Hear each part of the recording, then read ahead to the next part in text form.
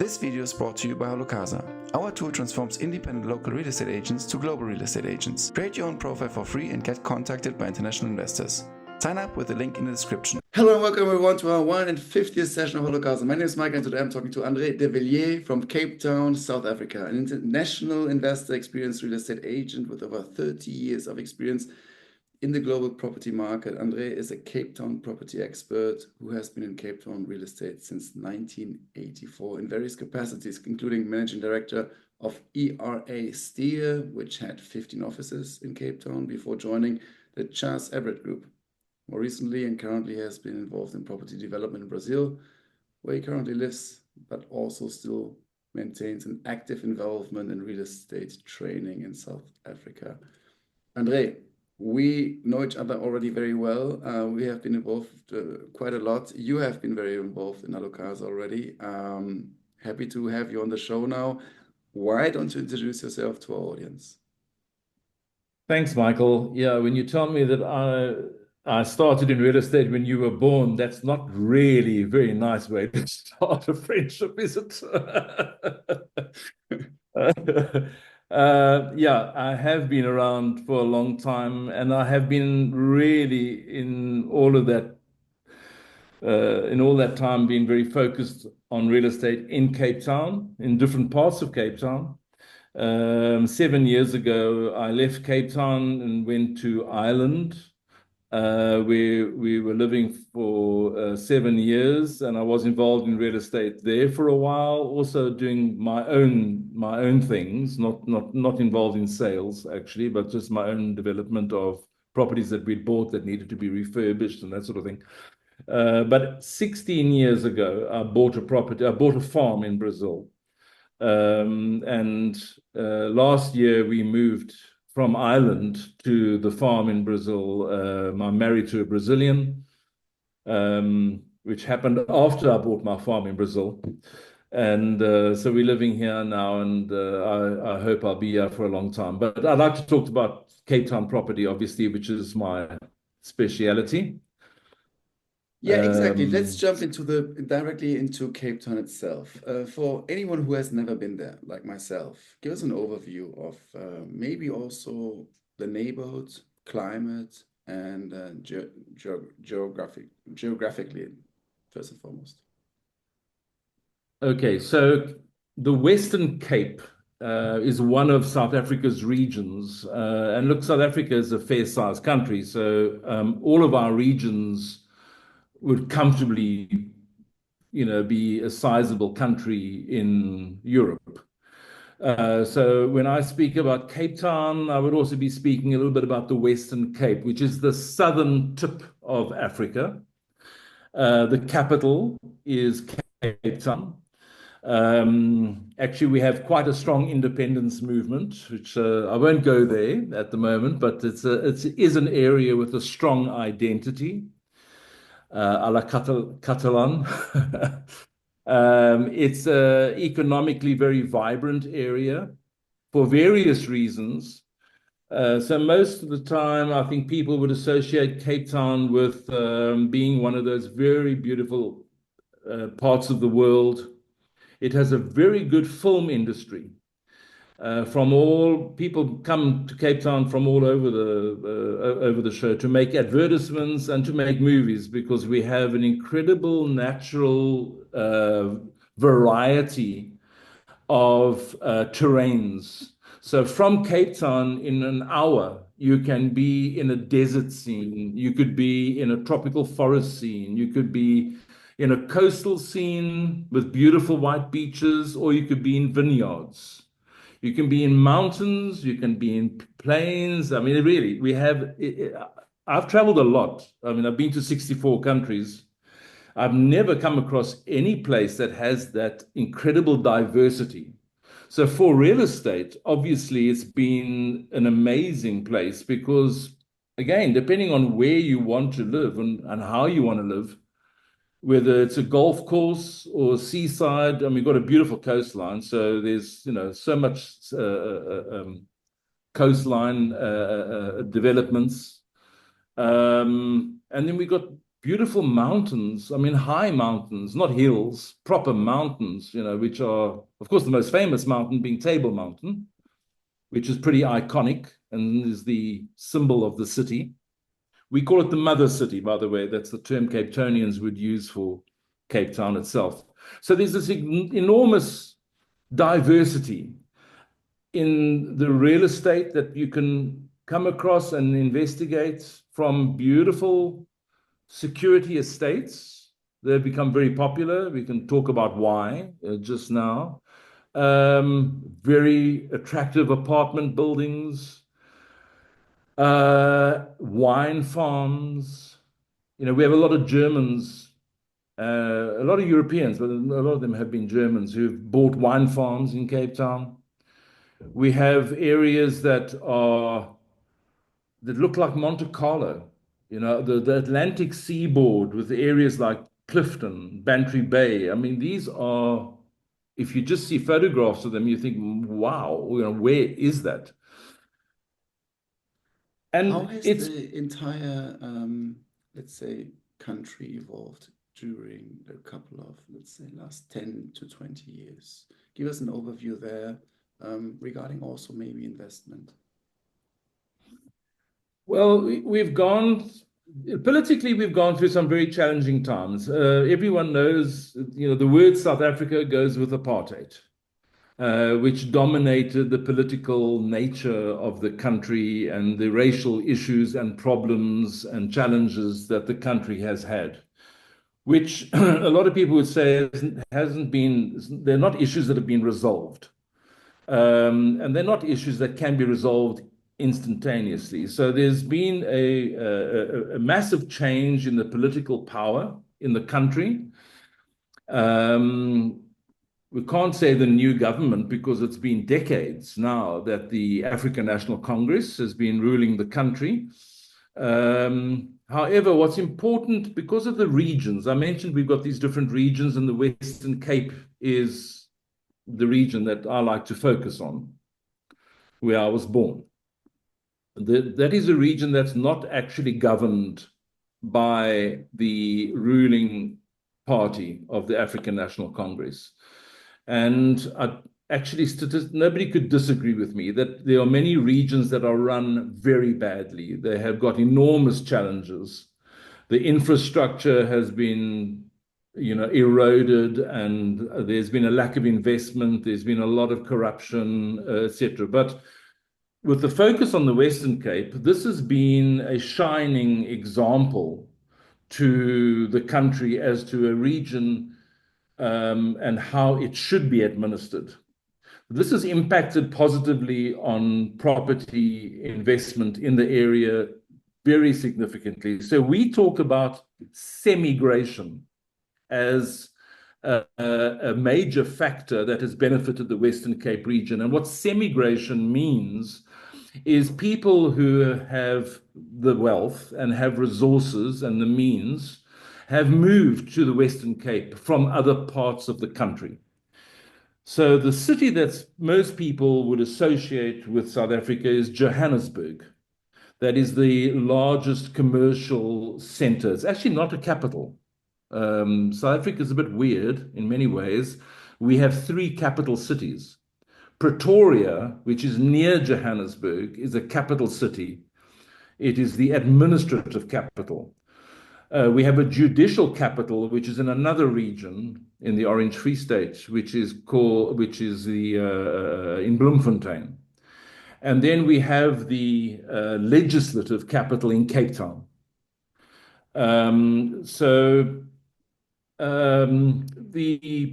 lot of people have moved. They've relocated their businesses because they have had areas, they were living in areas that really had a lot of challenges. I mean, we would have power disruptions and things like this that really make it difficult to run a business, let alone just, have a normal life.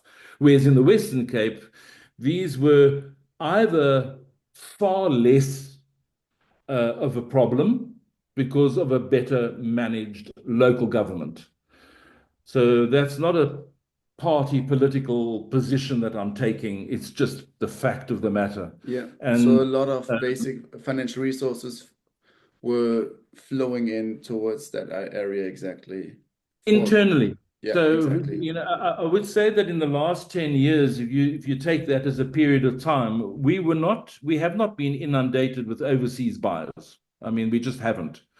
There have been times that we've had a lot of overseas buyers invest in the country.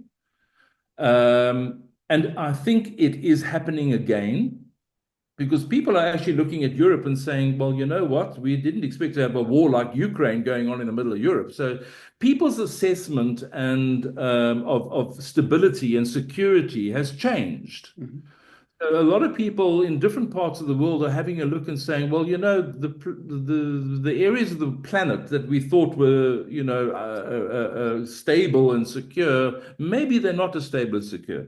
So I think Cape Town is in a position where it is currently attracting more interest again mostly from Western European buyers. But the type of properties that are being sought after would be security estates, because security is an issue. You can't avoid it. Look, I live in Brazil. Security is an issue here. If you have a list of difficult cities to live in terms of crime, there's quite a number right here that would be quite a challenge. Cape Town does have an issue as well. It's not as bad as Johannesburg, for example, but it's still an issue. However, unlike, actually, it's interesting to look at a place like Rio de Janeiro. You have neighborhoods that are actually very mixed up in terms of the demographics. So you might have a favela, which is like you know what a favela is. It's an area where a lot of poor people are staying. It's very informal, and it's side by side to areas that are actually, and housing estates that actually are quite wealthy. In Cape Town, it's not like that. We tend to have areas that are quite separated because of our political past, I think, more than anything else. So we do have a different type of development that has taken place in terms of the spatial aspects of the city.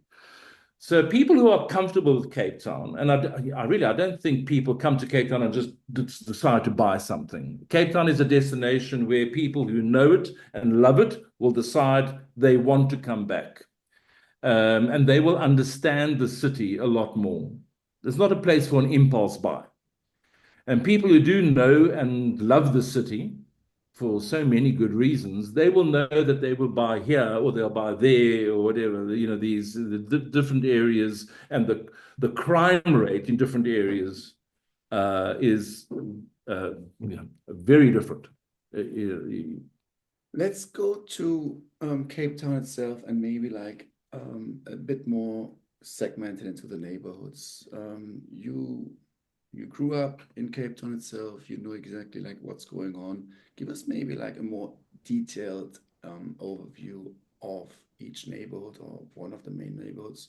Also segmenting that into commercial area, residential area, maybe some districts which are right now increasing on market value a bit more, others where you see more opportunities, and other factors which definitely play a role. Okay, well, Cape Town, if you think of Cape Town, the city, you would have we call that the City Bowl.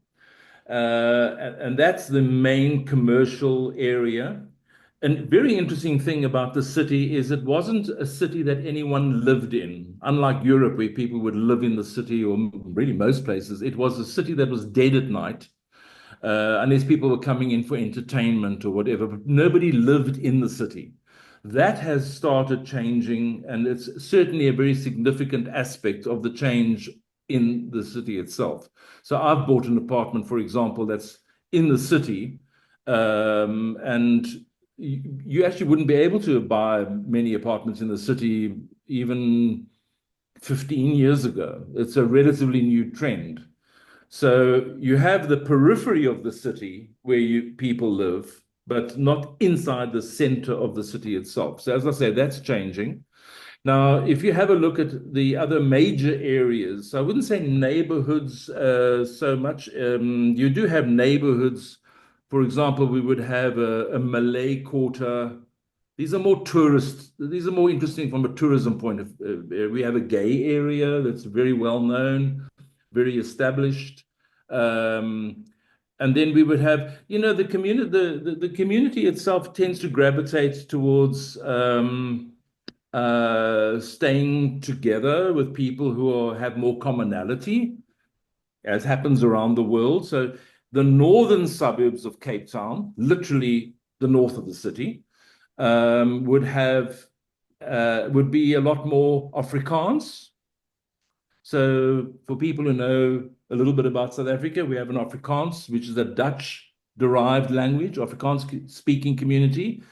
Tend to dominate in the northern suburbs. Then you have the southern suburbs, which is where I'm from, tends to be a lot more English speaking. Then we would have the southeastern suburbs, which tend to be more the colored community. And by the way, the word colored community is not an offensive term in South Africa. It's not like America, where that's like it's a community of people who are basically of mixed race. They tend to dominate the suburbs in the southeast of Cape Town. And then the West Coast, I would say the West Coast is probably one of the most diverse areas. It hugs the Atlantic coastline going up west. Then we have the Atlantic seaboard, as we call it, which would be the most expensive properties in Cape Town, a lot of apartments. And I mean, there would be properties that would be selling. I mean, we've got a street called Nettleton Road which is the most expensive property in South Africa. That's in the Atlantic seaboard. And really properties can go up to, many, many, many tens of millions of rands. Just so a person understands, you got about 20 rands, for argument's sake. I mean, it's maybe about 18 rands for $1. Okay, or more or less the same for a euro, about 18 rands for a euro. So, and then right at the tip of the peninsula, we call that, well, I call it the Deep South, but it's the False Bay area, or the southern suburbs of an area there that people will be more familiar with would be Constantia. I don't know if you've ever heard of the Constantia area. Very famous because when Napoleon was in exile in St. Helena, that was his favorite wine that he would get from Constantia. So that's the claim to fame. It's a beautiful area with a lot of mountains and also a lot of vineyards. Right with 10 minutes from the city center. 15 minutes from the city center, which is amazing. Like Kalk Bay there. That's what I'm looking at. Cork Bay, a little bit further south. I used to live there in Cork Bay. That's really very trendy, very bohemian, very a real favorite with tourists and artists, and very quirky. It doesn't have the same finesse, for example, as the Atlantic seaboard. Is more trendy, more it's a different type of vibe. Mm-hmm. And that is the way Cape Town is. There's a place where I think everyone can feel at home somewhere. If you had now, let's say, you're a residential buyer, you have 200,000 US dollars on your bank account, would you have like directly any certain tip to someone to say like, listen, I think that's a safe bet. I see there's like some appreciation going on during the next decade or a couple of years. You definitely can. I don't want to create the impression that there hasn't been appreciation of property prices in the Western Cape. There certainly has been. The pricing in the rest of South Africa has been rather stagnant for quite a while. For a good number of years now. You're looking at a bit of a stagnant, especially take inflation into account. You're not really seeing a return. That's not the case for the Western Cape. And I really do mean the whole region, because some of the best investments you could have made actually were not in Cape Town itself, but in the satellite towns that are in the countryside and up the west coast. So you've got places like Langebaan or out towards the winelands, even 3 hours from Cape Town, places like Barrydale and McGregor and Greyton, and there's all these. They're not just on the coastline. A lot of these are country towns. Your coastal resorts have always done well, but the price increases have been phenomenal, actually. Very good returns. And that's because the Western Cape is well run. And it's this immigration that I spoke about. So you've had a lot of people who are retiring, who moved to Cape Town. To buy in the city is expensive now, for South Africans particularly.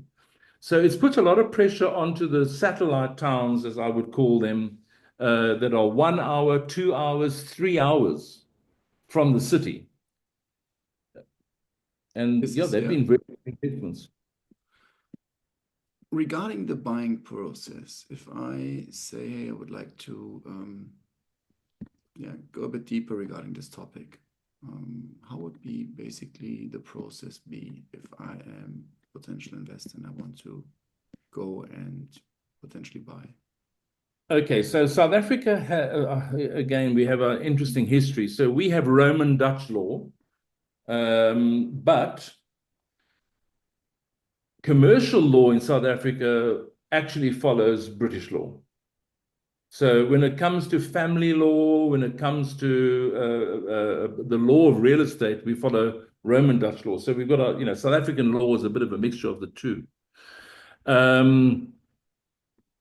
The process is very well regulated and very efficient. So this is something, it's like our banking system is actually a world leader. And we still maintain incredibly high standards when it comes to the real estate process and banking. Frankly, when I first bought property in Ireland, I found the process to be just weird. Because in South Africa, somebody would make an offer in writing. Okay, there would be a written offer to purchase. And if the seller wants to accept it, they will sign that offer, and that's it. The deal is done. Now, it's obviously the contract, that is the contract. So it's not like a contract now gets prepared by an attorney or a solicitor or whatever. That is the contract, for better or for worse. So your estate agent is a paralegal. Okay, an estate agent has to make sure they have good training in the law of contract, because they are putting together the contract that the lawyer will have to then administer. The contract obviously would stipulate various conditions. For example, if you had to get a mortgage, there will be a deal that will be in place until such time as you've got your mortgage, and there will be a period of time allowing you to get your mortgage. Those would be the suspensive conditions. You could also buy something subject to all sorts of things. One of them could be this fact that you've got to sell another property. I'm not going to obviously talk about the process in Ireland because that's not the topic, but I don't know how people organize their lives with the way that things are done in Ireland with the purchase and sale of property. We will organize in that contract the day that you're going to move and take possession of that property, which is different to the day that you are identifying for the transfer of the property to take place in terms of the one owner to the new owner.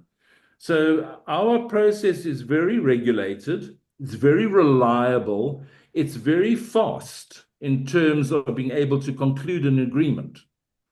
If you're not getting a mortgage, you can put together an agreement literally immediately.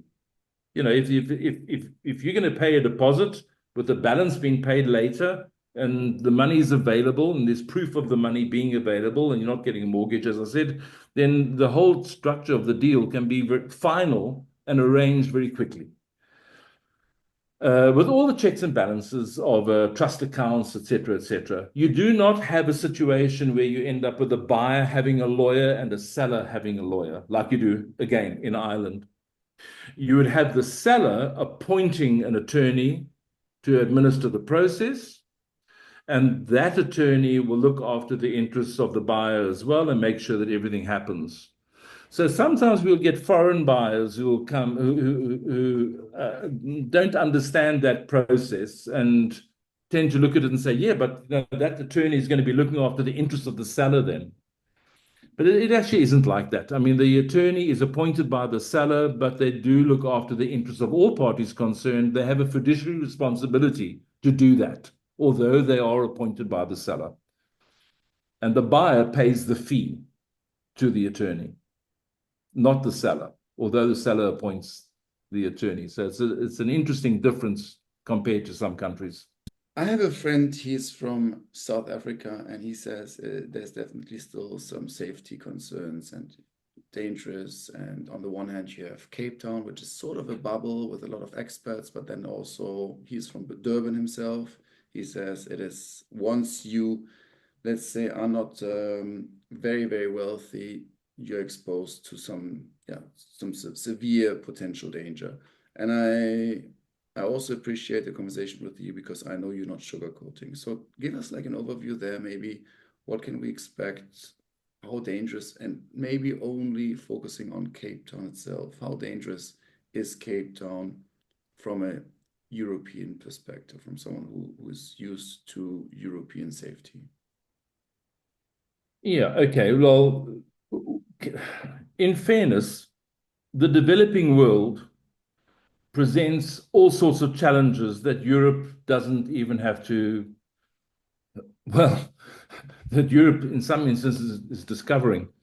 But on the whole, and as someone who's lived for 7 years in Ireland, which is certainly considered to be a very safe and secure place, there are issues that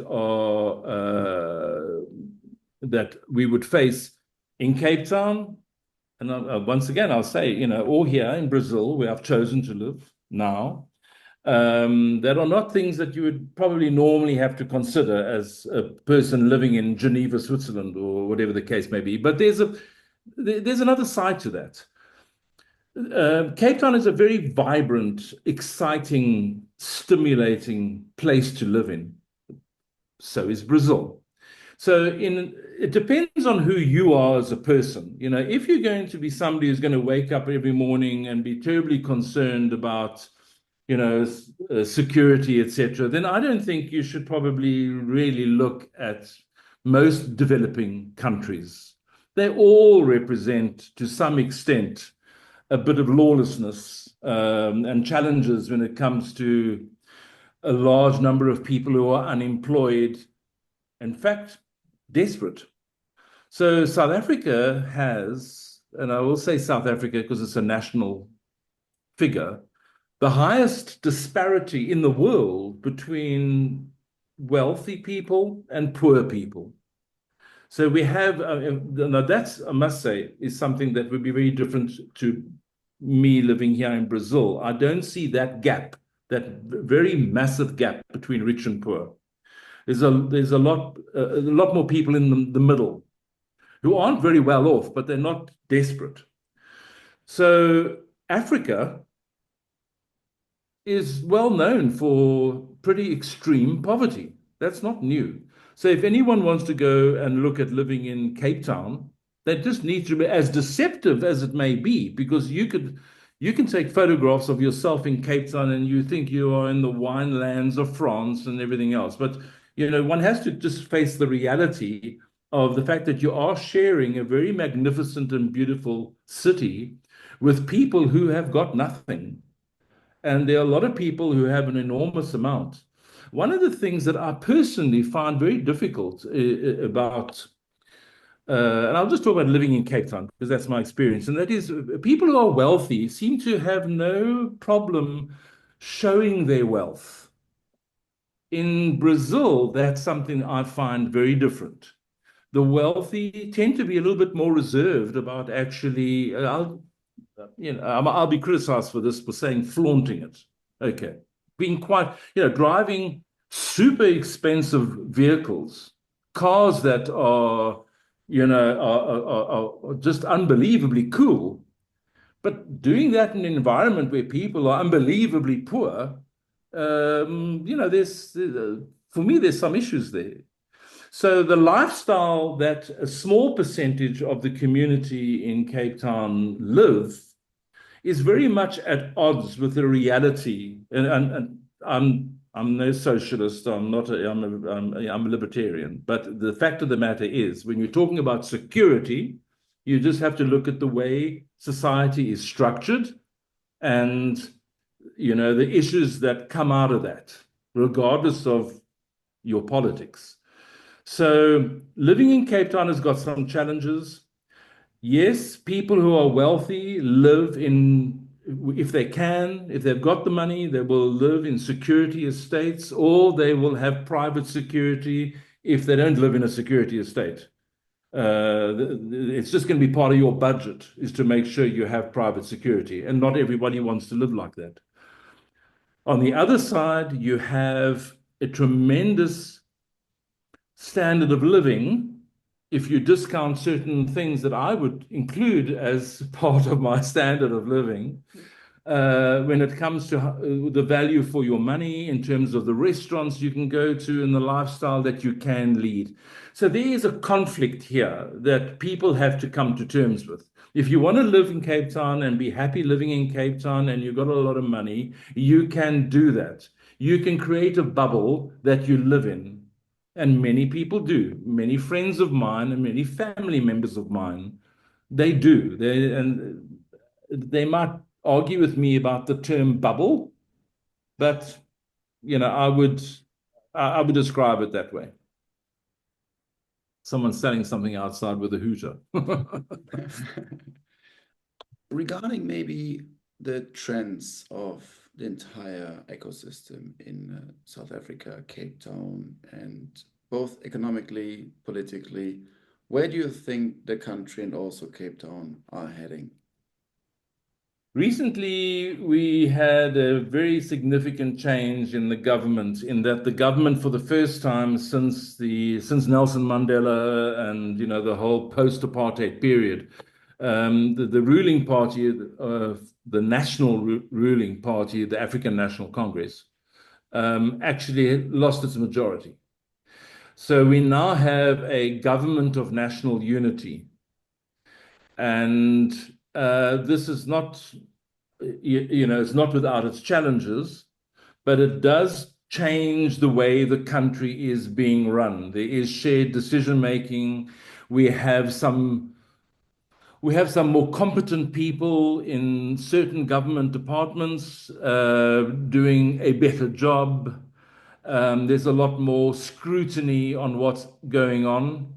So a lot of people are optimistic that this actually does herald a significant change in potential for the country. On the other hand, we do see an emergence of it's actually a very right-wing black nationalism, epitomized by a guy called Julius Malema and also Jacob Zuma, who was a past president of the country. So they've both got their own political parties now. They're not part of the African National Congress, and they speak in an incredibly irresponsible manner. Very, what we would say populist politicians who, frankly, don't seem to think too much about the consequences of the rhetoric they use. So it's a big concern. Again, I have to say, this is not a problem in Cape Town. We have, everyone knows that South Africa has large tribal groups. The Zulus being a very well-known, internationally, a very well-known group, but there are lots of others. So Jacob Zuma, he is from the Zulu tribe, and there is an increase in tribal factionalism in South African politics that actually the ANC had for a long time seemed to get its head around, but this has risen up again. So There are very good things to look at in terms of the country, that things could go, the high road and the low road outcomes are there. Um, I I think it's very difficult to predict whether the country as a whole will actually be able to pull itself out of what has become quite a corrupt mess, frankly. But I have to really emphasize this. The Western Cape, and Cape Town is the city and is the capital of the Western Cape, bucks a lot of these trends. We don't have this type of politics in the Western Cape. These two parties that I mentioned, the one of Jacob Zuma and Julius Malema, they don't count for anything in the Western Cape. If they've got one or two members holding a council position in a local municipality, it's pretty, that's as much as it is.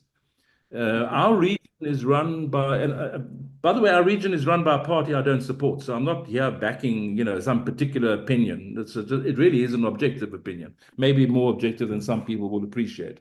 But the Western Cape, I think, has charted itself a very successful and strategic vision.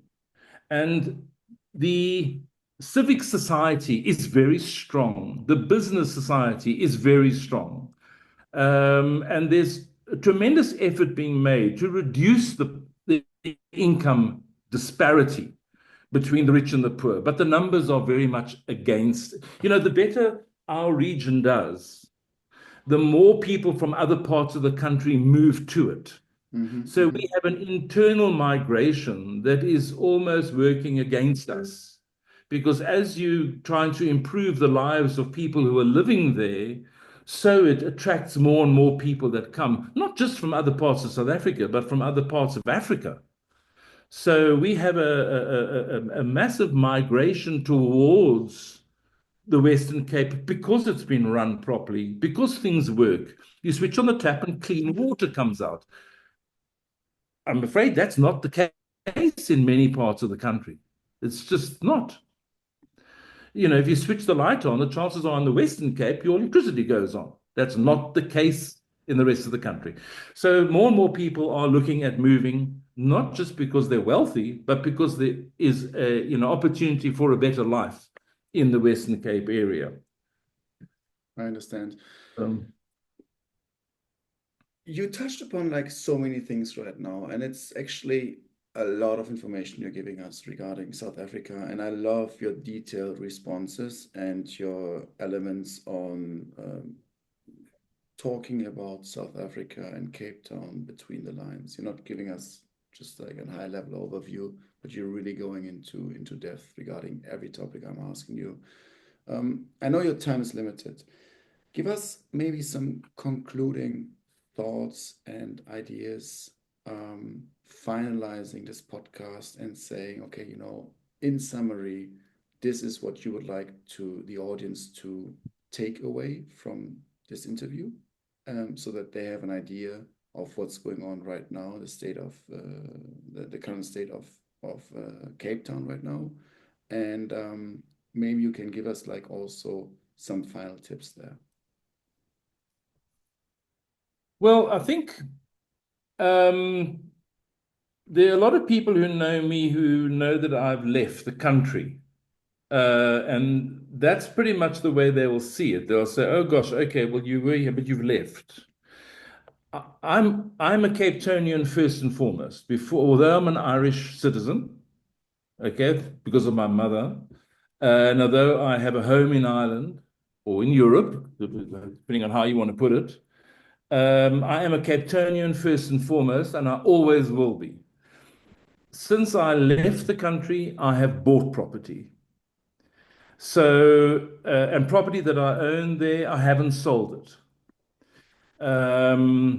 Some people would look at that and say, well, why? Well, you've chosen to move, but you still. Bottom line is, I think the Western Cape is still a very, very good investment. I have to say, just as frankly, and I'm a pretty frank person.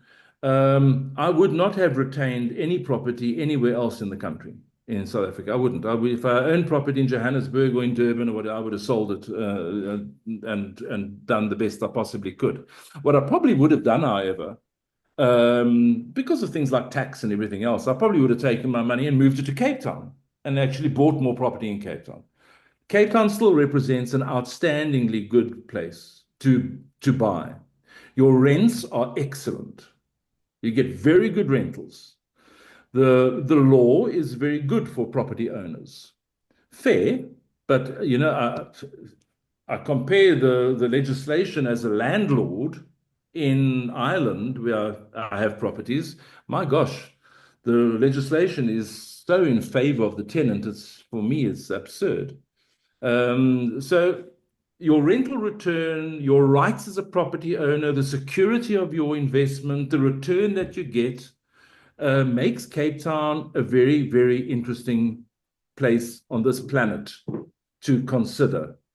It's not everyone's cup of tea. You've got to have an appetite for a bit of risk.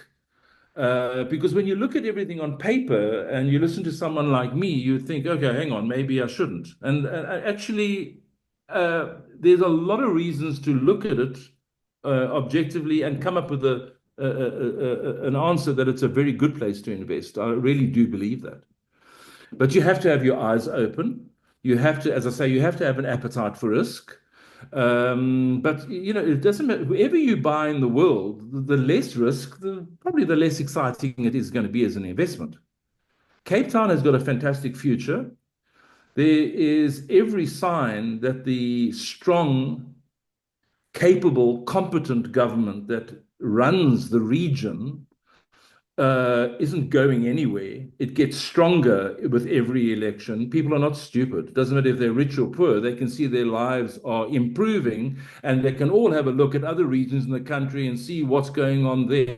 So, we have a situation where I think the stability is actually very much a characteristic of the region, which is a very important aspect for any investor.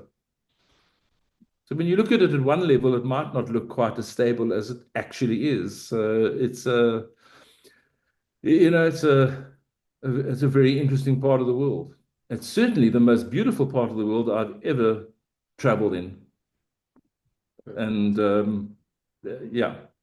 it'll always be home. Andre, how can people contact you? Well, I have the best way for people to contact me would be by my email. This is devilliers@gmail.com. But now in South Africa, we say de Villiers, which helps with spelling. So I don't know if you'll have that somewhere in the blurb there where you can put it. But if they can contact me on my email, that's probably the best. And I can put you in contact with people who are specialized in different niches. So I don't have a particular punt for any particular group. So you can be assured, and I'm not involved in selling directly in Cape Town anymore. So if people do want objective advice, I can certainly put you in contact with many very competent people I know.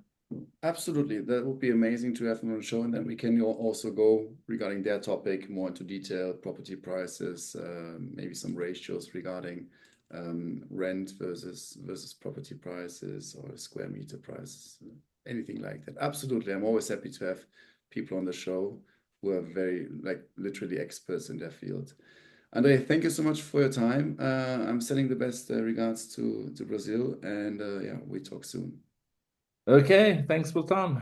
Thank you. Bye-bye. Cheers, Michael. This video is brought to you by HalloCasa. Our tool transforms independent local real estate agents to global real estate agents. Create your own profile for free and get contacted by international investors. Sign up with the link in the description.